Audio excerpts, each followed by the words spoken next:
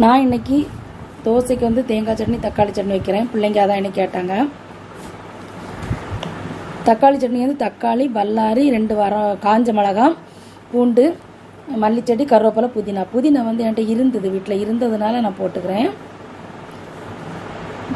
தேங்காய் சட்னி கொஞ்சம் இஞ்சி சேர்த்துக்கிட்டோன்னா டேஸ்ட் நல்லாயிருக்கும். தேங்காய் சட்னி அரைச்சி ரெடி பண்ணி வச்சாச்சு.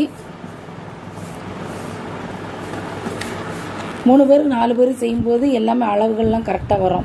இப்போ கூட 4 பேர் இருந்தாங்கன்னா எப்படினா சொதப்பிடும். எவ்வளோ நாள் செஞ்சுக்கிட்டு இருந்தாலும் கூட கொஞ்சம் எக்ஸ்ட்ரா நம்ம வைக்கணும் குழம்பு அப்படின்னா வரதில்லை. அந்த மசாலா வந்து இன்னும் கொஞ்சம் அப்படின்னு சொல்லி போட்டு பட்டு கேவலமாயிரும். ஊர்லேருந்து யாராவது வரும்போது அவங்க சொல்லுவாங்க, உங்கள் பொண்ணு நல்லா சமைப்பா, நல்லா பண்ணுவா எல்லாமே அப்படின்னு. அப்போ தான் ரொம்ப கேவலமாயிரும். நம்ம எப்போ வைக்கிற டேஸ்ட் கூட அப்போ இருக்காது. இப்போ கூட புதுசாக எதாவது நம்ம செய்யணும்னா எத்தனை தடவை செஞ்சுருந்தாலும் அந்த சமையலை வந்து யூடியூப்பில் நல்லா ஒரு தடவை பார்த்துட்டு முந்தின நாள் நைட்டே நல்லா பார்த்து வச்சுட்டு அப்புறம் தான் செய்கிறேன்.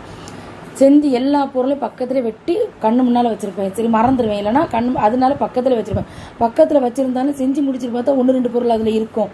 ஐயோ இதை போட மறந்துட்டேன் அப்படின்னு சொல்லி மறுபடியும் எதை வதக்கி அது கூட சேர்த்து விட்டுறது.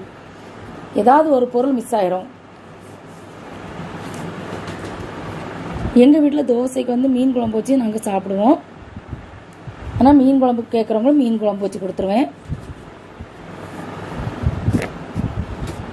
எனக்கு வந்து இந்த கறி குழம்பு, மீன் குழம்பு, இறால், கனவா அந்த மாதிரினா ஓரளவுக்கு சமைச்சிடுவேன்.